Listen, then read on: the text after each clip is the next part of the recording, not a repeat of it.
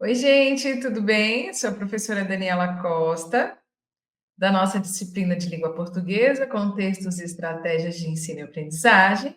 Sejam bem-vindos à nossa primeira videoaula, né? E a gente vai conversar bastante sobre o ensino de língua portuguesa, a importância disso para os professores alfabetizadores, né? Quem está nos anos iniciais, né? Na educação infantil, que é o caso de vocês que estão ou entrarão, né? E da importância desses conhecimentos para um bom desenvolvimento da prática docente e também busca de uma formação cidadã, que é do que a gente mais precisa na atualidade, e a gente começa desde os primeiros anos de vida das crianças, né?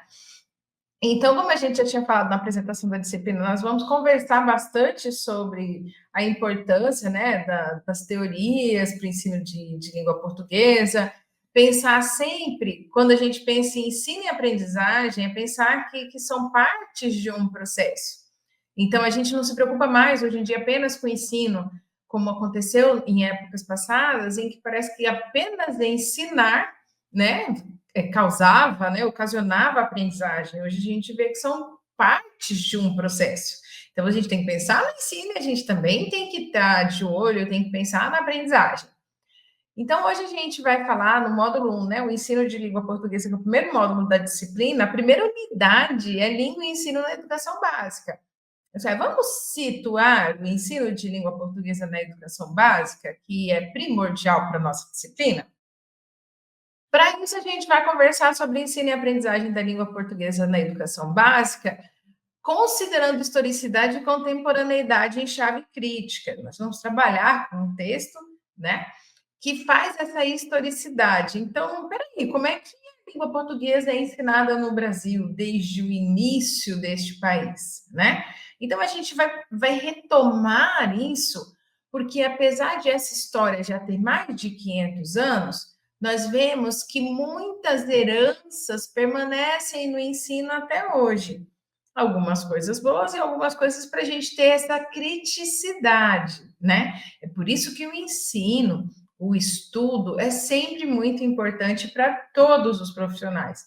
Mas eu sempre defendo que, notadamente, para os professores, porque a gente precisa ter essa criticidade em relação à realidade circundante e à nossa profissão, para que a gente também forme bons profissionais, né?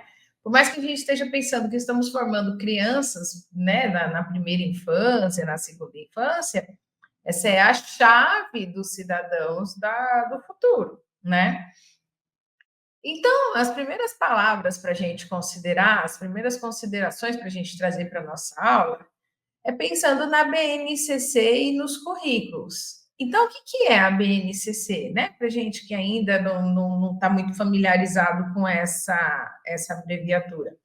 É Base Nacional Comum Curricular. A gente vai estudá-la mais para frente, principalmente na unidade 2 desse módulo 1, né? Mas, basicamente, como o próprio nome diz, é a base dos currículos.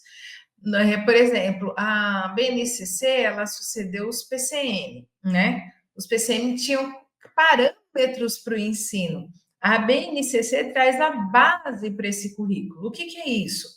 Então, eu tenho unidades de conhecimento, eu tenho a segmentação dos conteúdos por série, por faixa, e aí um norte mesmo para a elaboração desses currículos, por isso que é a Base Nacional Comum Curricular.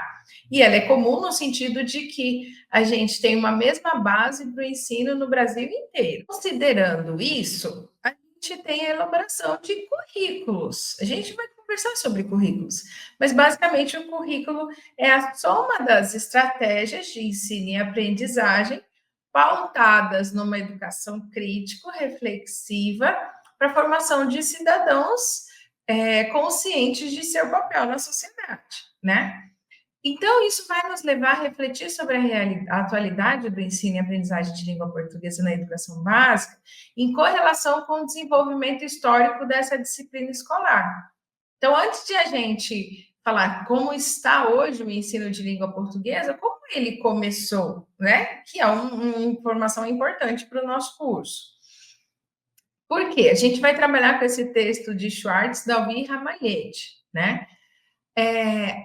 Qual a importância dessa historicidade? Segundo os autores, defende-se que um processo de ensino e aprendizagem consciente de suas bases epistemológicas é condição para a superação das fragilidades presentes, especialmente considerando-se a disciplina escolar língua portuguesa, bem como o papel da apropriação e objetivação dos conhecimentos sobre leitura, escrita e oralidade no desenvolvimento humano. Então, a gente precisa ser consciente dessas bases epistemológicas, essas bases de conhecimento, para a gente superar até essas fragilidades. Porque a gente vai ver o que são fragilidades no ensino de língua portuguesa. Será que nós conseguimos, principalmente nos conhecimentos sobre leitura, escrita e oralidade, a gente consegue ler os textos com desenvoltura, com proficiência? Eu não estou nem falando de textos acadêmicos muito elaborados, de pesquisas científicas. Eu estou falando assim, os textos que circulam na sociedade em geral. Será que nós estamos aptos para lê-los e compreendê-los, principalmente? Será que nós estamos formando esses leitores também críticos e que conseguem apreender esses sentidos, conseguem ser críticos quanto à leitura? Da mesma forma, a gente pensa na escrita, né? Pensando na escrita, será que eu consigo desenvolver a escrita nas diversas modalidades da língua? Isso é, se eu consigo entender que uma modalidade mais formal, ela clama pelo segmento, né, da norma padrão, será que eu consigo usar isso? Eu falo no nosso ensino, mas a gente tem que pensar em nós mesmos. Será que eu consigo escrever sem desvios gramaticais, eu consigo ter um texto bem avaliado, né? E no que diz respeito à oralidade, porque a gente tem deixado a oralidade muito fora do ensino. Sabem aquela máxima de você pode falar assim, mas não pode escrever assim? Então, parece que a oralidade ela é pré-científica, parece que a oralidade é o lugar do vale tudo na língua. E não é bem assim, só de a gente pensar que vocês estão tendo uma aula que é organizada a partir de um texto escrito, né? Mas ela está se desenvolvendo de forma oral, porque eu estou conversando com vocês. E essa minha oralidade, ela é o lugar do tudo pode? Então, para a gente pensar sobre isso, é que é importante considerarmos essa historicidade, as bases do conhecimento que fundaram o ensino de língua portuguesa. Então, pensando nisso, do que a gente vai falar, né? Vai começar esse retrospecto histórico sobre a constituição da disciplina escolar de língua portuguesa, porque, segundo os autores, aqui, Schwartz e Dalvi Ramalhete trazem Dalvi 2017, que defende que diferentes concepções de língua e linguagem de sujeito se articulam a certas concepções de ensino e aprendizagem e de desenvolvimento humano, se desdobrando em certos procedimentos didáticos e em certas práticas avaliativas.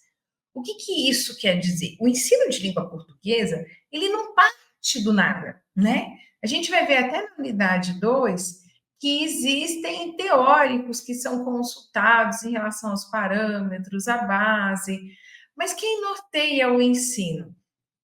São diversas pessoas que se organizam normalmente, como o nosso ensino ele é institucional, isso é, a base do ensino formal é a escola, e essa escola ela é gerenciada pelos governos.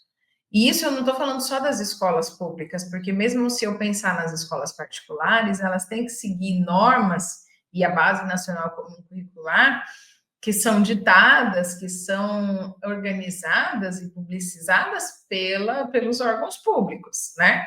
E isso tem a ver com as noções que a gente tem de língua, de linguagem, de sujeito, que vão norteando. Por exemplo, eu falei para vocês que a gente está pensando num sujeito crítico e reflexivo, capaz de ler os textos com desenvoltura, compreendê-los e interagir socialmente. Essa é uma perspectiva.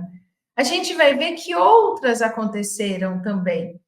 Por exemplo, no início, lá, por exemplo, a gente ainda tem nas décadas de 1960, a língua como expressão de pensamento. O que isso queria dizer? Que quem se desenvolve bem na língua é quem pensa direito. Então, quem não domina a língua não pensa direito. Isso a gente tem uma redução para a língua padrão, e a gente vai ver que a gente tem diversas modalidades da língua, diversas variedades da língua. Então, o que é isso? Não é porque eu não utilizo a norma padrão, aquele corretinho, né, sem desvios, que eu não sei língua. E nesse caso, quando o ensino era relacionado com uma expressão de pensamento, eu entendia que as pessoas que não dominam a norma padrão não pensam direito. Aí a gente precisa ter fazer uma reflexão sobre isso. Por quê? Porque será que isso acabou lá nas décadas de 1960, 1970? Ou até hoje, quando a gente ouve alguém cometendo desvios mais estigmatizados, né? Porque também tem essa questão. Todo mundo comete desvios no seu texto, seja ele oral, seja ele escrito, independente do seu grau de proficiência nas diversas variedades da língua portuguesa. Da variante brasileira, estou falando, só que é português do Brasil, né? Mas existem alguns desvios que eles são mais estigmatizados, no sentido de que aqueles que a gente ouve que dói no ouvido, sabe assim? Então, esses são mais notados. E aí, se a gente perceber que a gente continua julgando esse falante porque ele comete desvios da língua, pensando que ele não é capaz disso, capaz daquilo, a gente ainda está nessa perspectiva de língua como expressão do pensamento.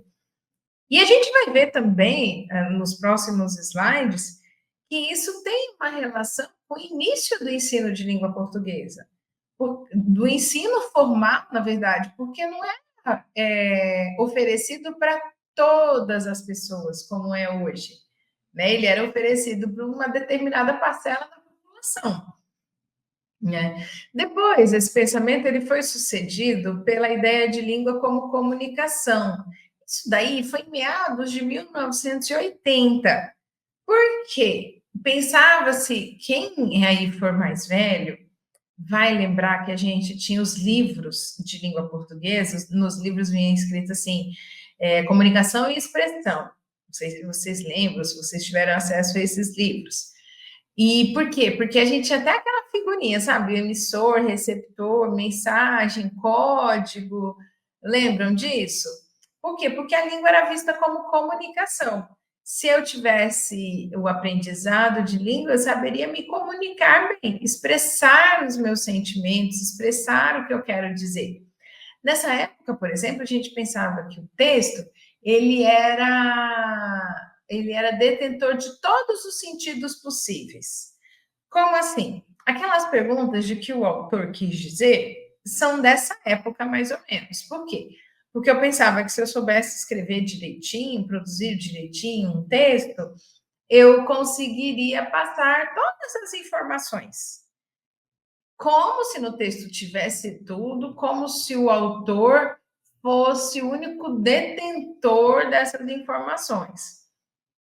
Na atualidade, desde a década aí dos anos 1990, dos anos 2000, a gente tem essa perspectiva da língua como interação. O que mudou? O que é interação? Uma ação entre elementos. Em que sentido isso se dá? A partir do momento em que eu penso que não é só no autor, não é só no texto que estão os sentidos. Existe uma dialogia. Bakhtin já falava sobre isso. Por quê? Essa dialogia. Temos eu e você na comunicação. Sempre tem alguém que está falando, alguém que está produzindo texto e alguém que está ouvindo. Mas essa pessoa que está ouvindo também está em processo de interação. Isso significa dizer que o meu texto ele tem os sentidos dele, mas ele mais dá pistas de compreensão. Quem vai ter que entendê-lo, quem vai preencher essas pistas, as lacunas, é o próprio leitor. E por isso que a gente tem que pensar na língua como interação.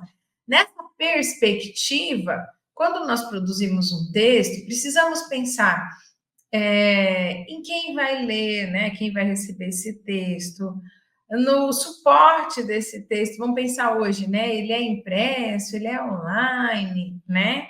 Quem é que vai receber esse texto? Quais são as minhas intenções comunicativas, né? O que, que eu quero levar o meu leitor a entender ou mesmo a fazer? É por isso que é tão importante, para além de conhecer a língua, né, o código, a gramática normativa, a gente precisa conhecer gêneros, a gente precisa conhecer práticas sociais, né, que estão em volta desses gêneros textuais. Um exemplo claro disso é se eu pensar, por exemplo, na diferença das leituras dos textos. Vamos pensar.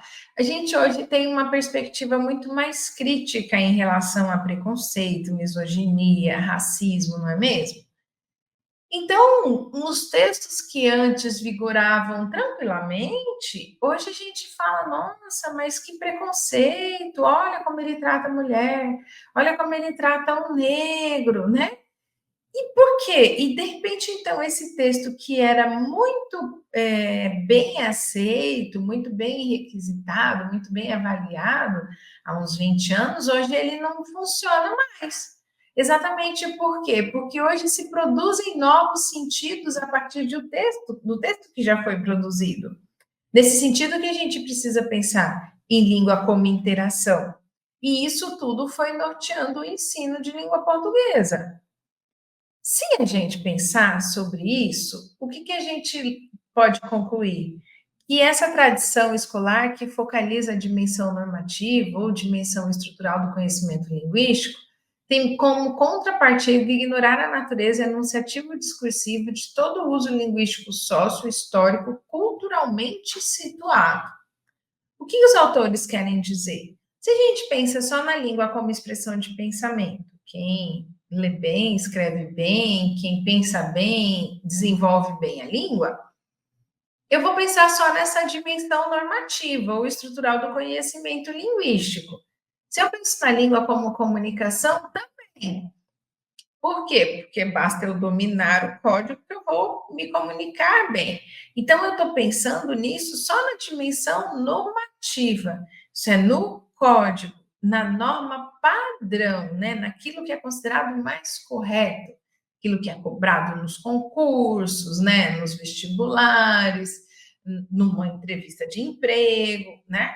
Só que se a gente focalizar só nessa tradição escolar, a gente acaba ignorando essa natureza enunciativo-discursiva do uso linguístico. O que é essa natureza enunciativo-discursiva? Quando a gente pensa em enunciação, a gente está pensando no contexto de produção. Isso é, um texto ele tem em volta de si quando ele foi produzido, por quem ele foi produzido, quais as intenções comunicativas desse autor, né? Então, por exemplo, quando a gente estuda literatura e a gente vê aquela fase do romantismo, né, do José de Alencar, o que, que a gente tem por trás daquela situação? A gente tem toda uma vivência de um idealismo nacional, né? A cultura nacional, a língua nacional. Então, você tem essa grande valorização do elemento indígena, né? Porque é o povo originário brasileiro, né? Então, tudo isso está em voga quando a gente falava do romantismo, né? Nesse sentido, é que é importante a gente pensar que esse conhecimento linguístico diz respeito também a essas situações de produção. Eu mencionei um exemplo, mas a gente tem vários, né? E quando a gente pensa em dimensão discursiva, a gente está pensando em discurso. Assim, o senso comum entende o que é discurso. Lá, quando o político está falando alguma coisa, quando eu ganho alguma coisa, né? No aniversário, a gente fala discurso, discurso. Então, esse discurso é a gente pensar mais amplamente do que isso, é a gente pensar em como a gente tem intenções comunicativas. E para a gente atingir determinadas intenções, objetivos da produção do texto, a gente tem determinadas estratégias de produção. O que, que isso quer dizer? Digamos que a gente quer chegar mais tarde no trabalho hoje, né? Como é que você vai falar para o seu chefe? Você vai falar, eu estou com preguiça, eu vou chegar mais tarde, pronto? eu tive um problema, trabalhei ontem até tarde. Por quê? Porque você está organizando as estratégias de modo que você atinja o seu objetivo, né? Se a gente é solteiro e a gente quer sair à noite, né? A gente não vai pedir para a mãe, para o pai, ó, eu vou sair, mas eu vou com fulano, ciclano, beltrano, eu chego tal hora, não vai ter bebida, porque você quer sair, você quer atingir um objetivo e você organiza o seu texto com estratégias de modo que você atinja o seu objetivo. Quando a gente está falando em discurso, a gente está falando nessas estratégias. Por quê? Porque todo o uso linguístico ele é sócio-histórico e culturalmente situado. Então, todos os usos da língua, para muito além de meramente normativos, eles se inserem numa sociedade, isso é, a gente precisa considerar as práticas sociais, eles se inserem numa história, a gente falou, por exemplo, que um texto da década de 1930 pode ser visto de outra forma hoje. Por quê? Porque ele tem um local histórico em que ele aconteceu. E ele é culturalmente situado. Porque a gente precisa pensar nas diferentes culturas, não é? Então, por exemplo, se eu tenho determinados usos que dizem respeito mais à minha cultura do que à cultura do outro, isso vai ser muito da minha identidade linguística, mas não do outro. Então, por exemplo, a gente aqui em Campo Grande fala pior, né? Se você deixar pior separado, pior é uma situação que é ruim num grau mais elevado, né? E pior em Campo Grande, em Mato Grosso do Sul, para o lado aqui da região centro-oeste, pior existe também como concordância.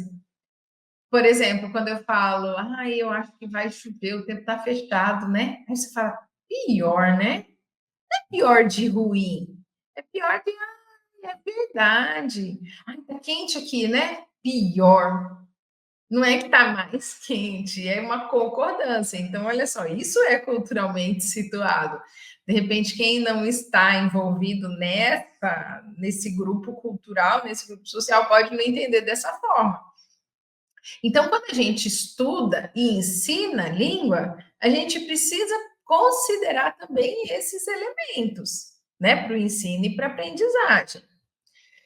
E aí, a continuidade do texto dos autores, que a gente estava falando sobre historicidade, ele traz o início do ensino em língua portuguesa aqui no país, aqui no Brasil, né?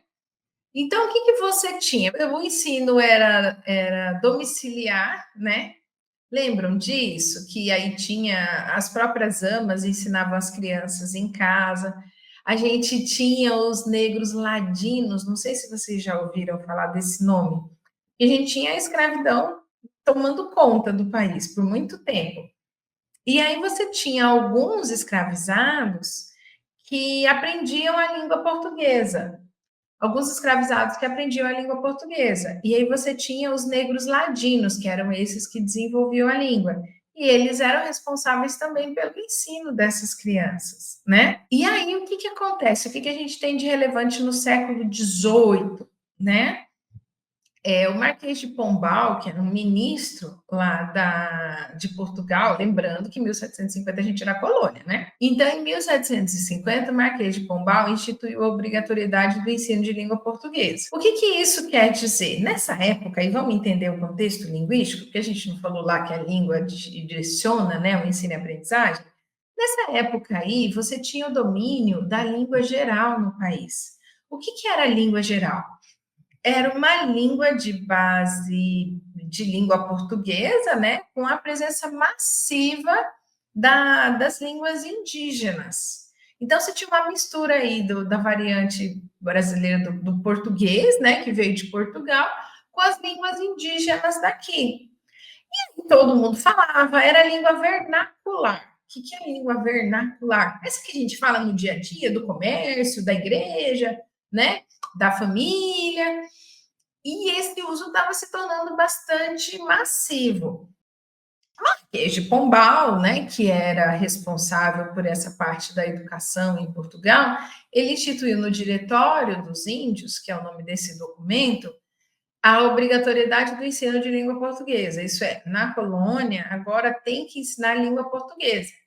Porque a gente também precisa pensar na língua como instrumento de dominação e como formação de um Estado nacional. O que é isso? O que se pensa até hoje? Se você tem uma língua una e homogênea, você tem um Estado uno, compacto, né? Homogêneo, fácil de dominar, né? Equilibrado. Então, com essa obrigatoriedade, era isso que se pensava, ó, não pode mais falar a língua geral. Então, os documentos da colônia vão ser todos em língua portuguesa, o ensino vai se dar em língua portuguesa.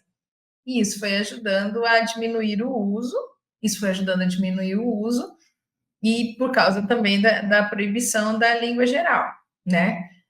Já nos séculos XVIII e XIX, né, passando aí, você já tinha superado essa parte, se a gente pensar, a gente já estava na época da Primeira República, né?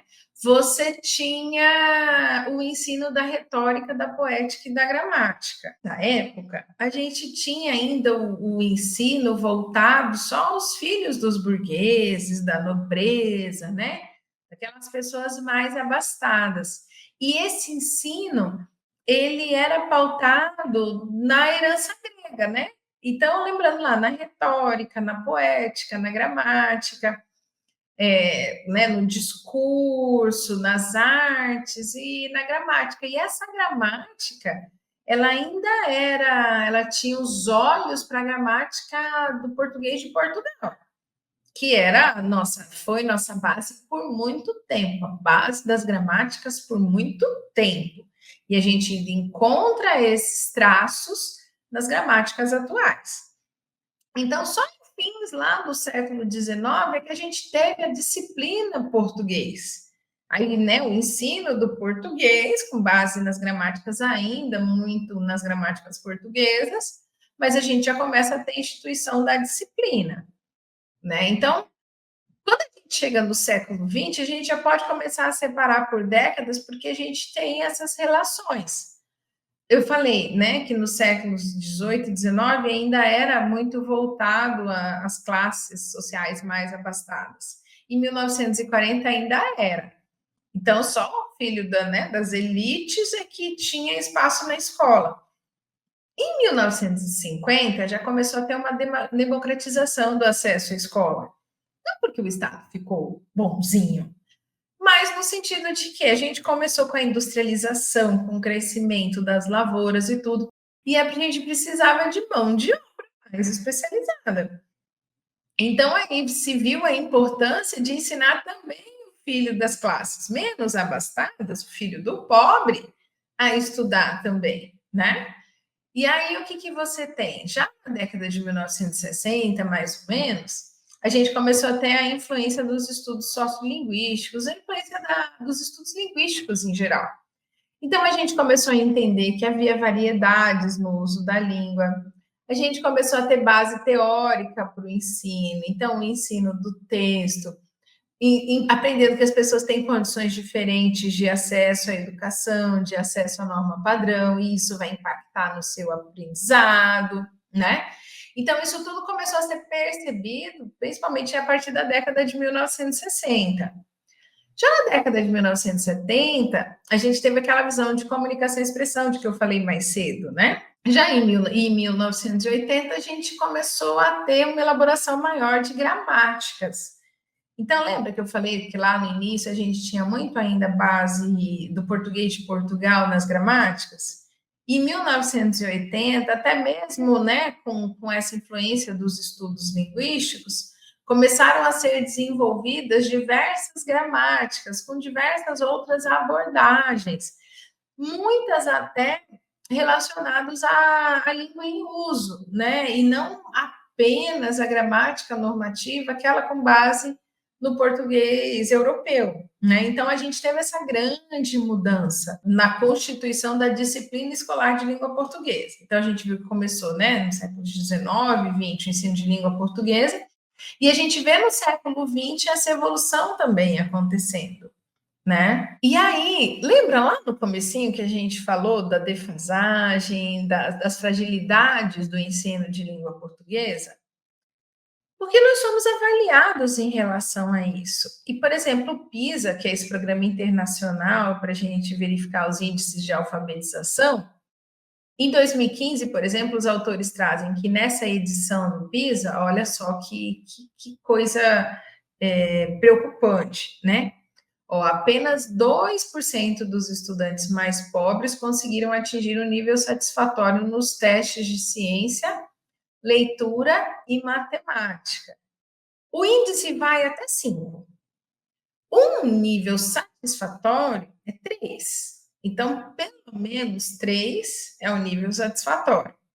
E aí, como você tem um questionário socioeconômico, você também consegue ver, né, de que classe social a pessoa é, quais são seus recursos financeiros, né?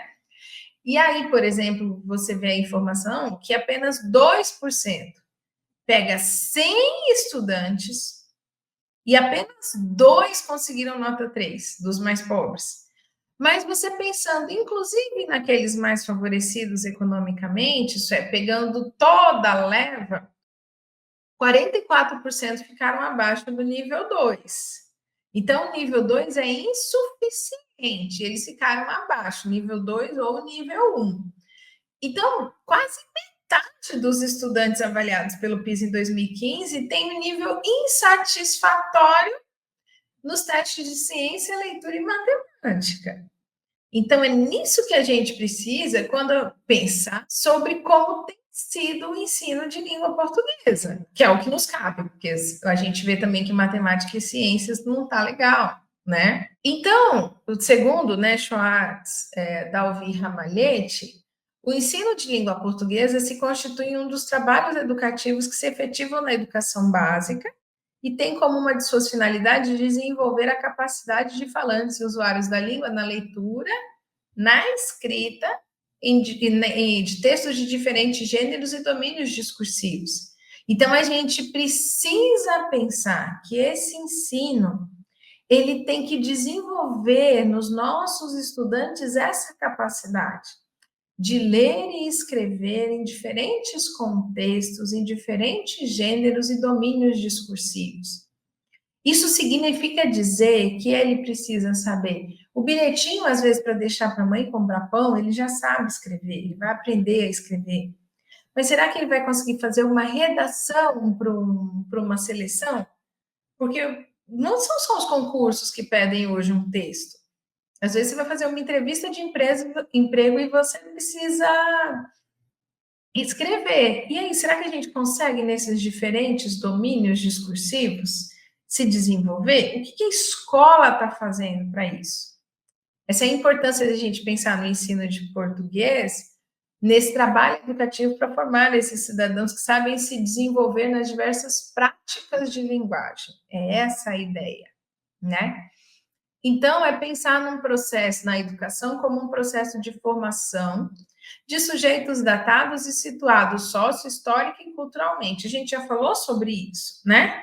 Esses sujeitos precisam interagir na sociedade, no momento histórico, na cultura em que eles estão inseridos, visando a atingir objetivos estabelecidos de antemão. Então, se a gente consegue pensar no ensino que dê proficiência para esses alunos, a gente tem autores que falam que nós temos que ser poliglotas em língua portuguesa.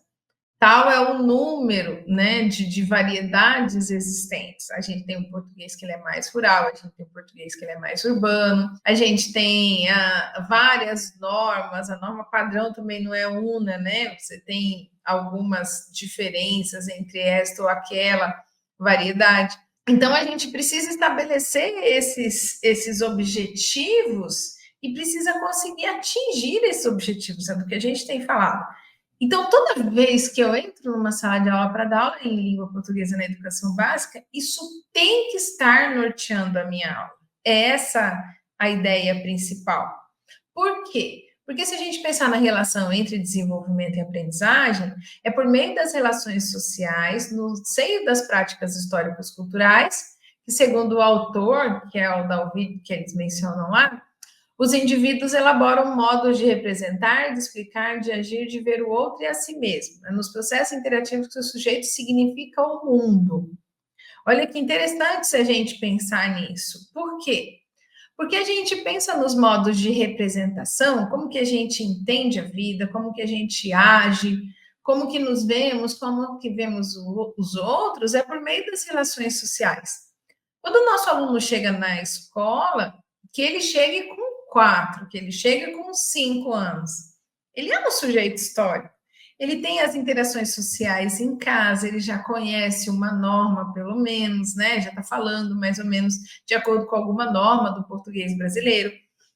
E a gente vai ver que mesmo as variedades mais estigmatizadas estão dentro, estão autorizadas pelo sistema linguístico. Ninguém foge do sistema linguístico para falar, mesmo que fale errado, coloco entre aspas, porque a gente chama de adequado e inadequado, a depender da situação comunicativa. Porque errado é o que não está certo. Mas espera aí, a pessoa consegue se comunicar, consegue emitir mensagem, consegue ser entendido. Então, será que está tão errado assim? É por isso que a gente fala em desvios, é por isso que a gente fala em adequação a depender da situação comunicativa, né?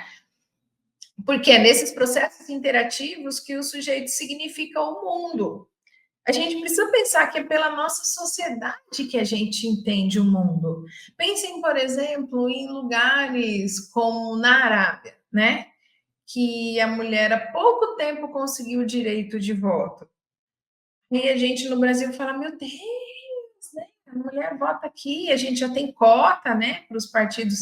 Além de podermos votar, a gente tem cota para ter um número X de candidatas, né, para serem votadas também. Aí você pensa lá num país que mulher não pode nem votar.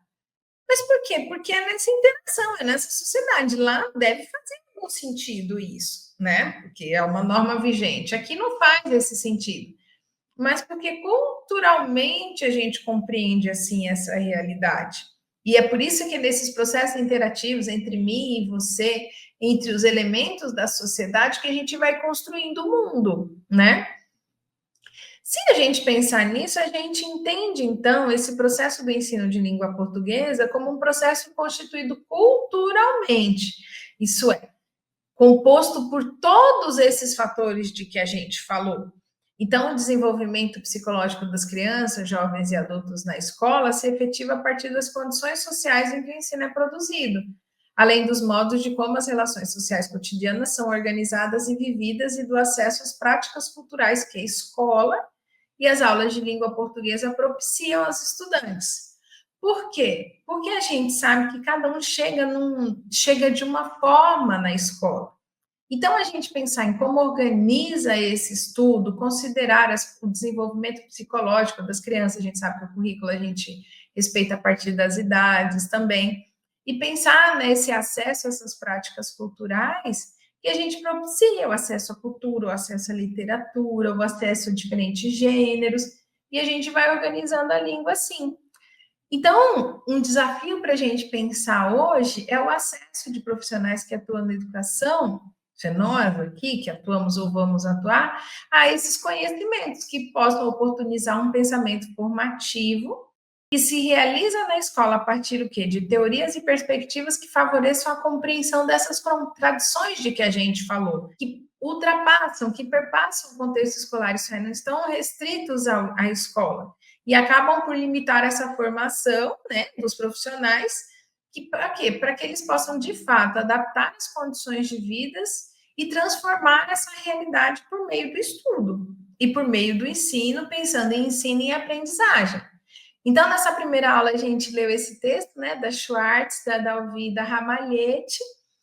Realizem as atividades, voltem ao texto, assistam essa videoaula quando precisarem e bons estudos. A gente se vê na próxima aula. Tchau, tchau.